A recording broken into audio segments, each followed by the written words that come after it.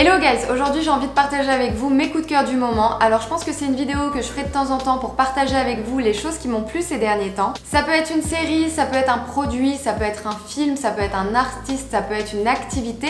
Bref, ça peut être plein de choses. Avant de commencer, n'hésitez pas à vous abonner à ma chaîne et à me suivre sur Instagram si c'est pas déjà fait. Je précise également que je n'ai aucun partenariat avec les marques ou les entreprises que je vais citer aujourd'hui dans ma vidéo. Alright, c'est parti.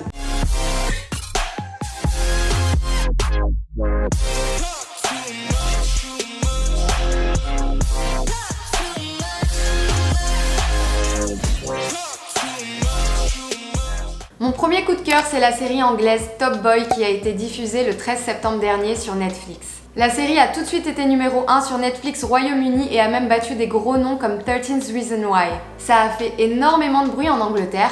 Par contre en France, je suis assez surprise parce que j'en ai presque pas entendu parler, c'est vraiment passé inaperçu. Donc c'est pour cette raison que j'ai décidé de vous donner mon avis sans spoiler dans cette vidéo parce que j'ai eu un énorme coup de cœur pour cette série. Alors Top Boy, ça parle de quoi? Top Boy, ça retrace le quotidien de jeunes impliqués dans le trafic de drogue dans un quartier est de Londres. Un top boy c'est quoi? Un top boy c'est celui qui se trouve on top, c'est celui qui se trouve au sommet de la pyramide dans le trafic de drogue. Alors faut savoir que cette série existait déjà à la base, il y avait 2 saisons qui avaient été réalisées entre 2011 et 2013 et puis la série a fini par être annulée. Et ce qui s'est passé c'est que Drake a découvert cette série en 2014 et quand il a voulu regarder la saison 3, il a découvert que la série avait été annulée. Du coup comme il est pété de thunes et en place dans le game, il a contacté Netflix pour relancer et produire la série. Et 6 ans plus tard, nous avons eu droit à une saison 3 grâce à Tonton Drake. Alors personnellement moi j'ai regardé directement la saison 3 parce que je connaissais pas la série avant. Et ça pose pas vraiment de problème si vous n'avez pas vu les 2 premières saisons parce que dans la saison 3 qui a été renommée saison 1 par Netflix, il s'agit d'une nouvelle histoire. On retrouve les anciens personnages de la série originale, donc Dushane joué par Ashley Walters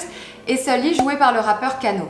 Et dans la nouvelle saison, il y a un nouveau personnage qui est introduit, Jamie, joué par Michael Ward. Dushane et Sully appartiennent au quartier Summer House et Jamie appartient au quartier Fields, et ces 2 quartiers sont rivaux dans le trafic de drogue. Et l'histoire de Top Boy, c'est l'histoire de ces personnages qui vont faire tout ce qui est en leur pouvoir pour devenir le Top Boy, le roi du game. Et je peux vous dire qu'avec eux, l'expression « la fin justifie les moyens » prend tout son sens. Il y a 10 épisodes au total, personnellement j'ai binge-watché la série, j'ai pas pu m'en empêcher. En un week-end, j'ai maté les 10 épisodes parce que j'ai vraiment été happée par l'histoire. Et Netflix et Drake ont vraiment réussi un coup de maître avec cette nouvelle saison. Ça faisait vraiment longtemps qu'une série, elle m'avait pas procuré autant d'émotions différentes. L'angoisse, la peur, la colère, la tristesse, la joie. Bref, je suis vraiment passée par toutes les émotions en regardant cette série.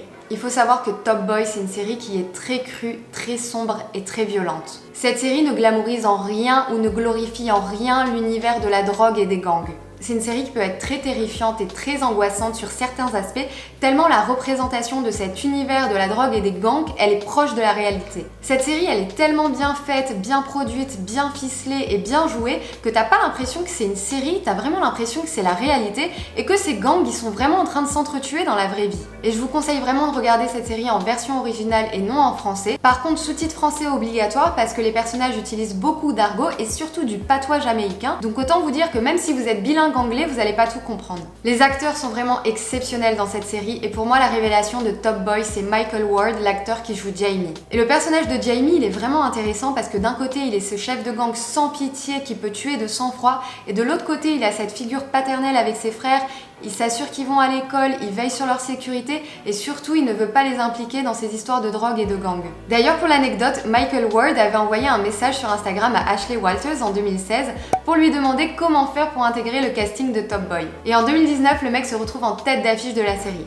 Comme quoi il faut toujours croire en soi et se donner les moyens de ses objectifs. Et cette série, elle met aussi en lumière certaines injustices et certaines difficultés que ces personnes qui vivent dans des quartiers défavorisés doivent affronter quotidiennement. Et je trouve ça vraiment courageux de la part de Netflix d'avoir gardé l'essence originale de la série, qui est très crue, très sombre et très violente, sur une plateforme qui est normalement plutôt grand public et familiale. Ça permet de montrer la réalité de ces quartiers et de mieux la comprendre. Et l'acteur Ashley Walters a lui-même dit à propos de Top Boy, on ne peut pas changer les choses si on ne les comprend pas. Donc au-delà d'être une série fictive qui a pour but de nous divertir, je pense que Top Boy a aussi pour vocation de nous faire réfléchir à cette dure réalité et aux moyens qui pourraient être mis en place pour faire bouger les choses. Bref, vous l'avez compris, j'ai totalement été conquise par cette série, que ce soit au niveau de la production, de la mise en scène, des acteurs, de la bande son, tout est au top du top. Alors là, on change complètement de registre pour mon deuxième coup de cœur. Il s'agit d'une marque américaine qui s'appelle Mariatache. Mariatache, à la base, c'est une perceuse professionnelle et aujourd'hui, la marque Mariatache a vraiment révolutionné le monde du piercing. Parce qu'avant Mariatache, les salons de piercing étaient parfois associés aux salons de tatouage pas toujours très réglo et où les règles d'hygiène n'étaient pas toujours respectées. En 2004, elle a ouvert son premier studio à New York, Mariatache, et ça a été un énorme carton parce qu'elle a repris les codes du luxe et de la bijouterie fine et elle les a associés à l'univers du piercing. Chez Mariatache, vous pouvez donc vous faire percer et acheter des piercings en or, voire même en diamant. Et bien entendu, tous les piercings sont hypoallergéniques et sans nickel, ça va de soi. J'ai été chez Mariatache au Dubai Mall pour la première fois la semaine dernière et j'ai vraiment eu un coup de cœur pour leur création. Alors faut savoir que moi j'avais déjà un piercing à l'hélix que j'avais fait il y a environ 3 ans. Et c'est vrai que dans la plupart des salons de piercing où j'avais été, j'accrochais pas trop au piercing, je trouve que ça faisait souvent très cheap. Donc à l'époque j'avais juste opté pour un strass tout simple quand je me suis fait percer. Et quand j'ai été chez Mariatache, j'ai décidé de enfin changer ce piercing et j'ai opté pour une fleur en or et diamant. Et du coup, comme j'ai adoré leur piercing, j'en ai profité pour me faire percer le tragus sur l'autre oreille. Et j'ai choisi comme piercing une demi-lune en or rose et diamant. D'ailleurs, ceux qui me suivent sur Instagram, vous le savez déjà parce que j'ai partagé ce moment où je me fais percer en story. Alors au niveau de la douleur, ça fait juste mal pendant 1 seconde, le temps qu'on vous insère l'aiguille dans le cartilage. Et ensuite, vous ressentez juste une pression au niveau du piercing pendant quelques heures. Là, 1 semaine après, ça me gratte un petit peu parfois, mais c'est tout à fait normal et il faut bien veiller à le nettoyer 2 fois par jour. Mais là du coup je trouve que ma petite lune elle se sent un peu seule, donc j'ai déjà prévu de me refaire percer et d'ajouter une étoile juste ici. Bref, gros coup de cœur pour cette marque, mais le gros problème de Mariatache c'est que quand tu commences à faire des piercings chez eux, tu peux plus t'arrêter. D'ailleurs, je suis pas la seule adepte de Mariatache, il y a beaucoup de célébrités comme Rihanna, Zoé Kravitz ou même Scarlett Johansson qui portent ses créations. Pour mon 3e coup de cœur, on va passer dans le registre voyage. Pareil, si vous me suivez sur Instagram, vous avez vu qu'il y a quelques semaines, je suis allée dans un endroit qui s'appelle Moussamdam à Oman. Alors j'ai pas du tout vlogué pendant ce week-end, tout simplement parce que j'avais déjà beaucoup vlogué en Tanzanie et à Salalah à Oman.